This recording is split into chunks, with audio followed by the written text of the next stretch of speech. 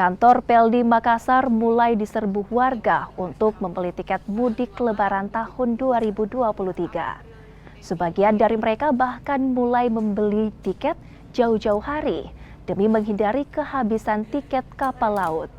Selain itu, mereka juga menghindari penumpukan calon penumpang yang akan membeli tiket jelang Lebaran nantinya. PT Peldi Cabang Makassar sendiri telah menyiapkan 100.000 tiket kapal dan 15 armada kapal feri dengan berbagai tujuan dan memastikan tidak ada kenaikan harga tiket. Bau-bau ke Raha tapi lewat bau-bau. Nah, ini beli tiket lebih awal seperti apa, Mbak? Ini biar nanti kan lebih banyak orang, jadi biar enggak terlalu antri dan juga takut kehabisan tiket. Oh, iya. Rencananya mau mudik sama siapa, Mbak? Sama keluarga.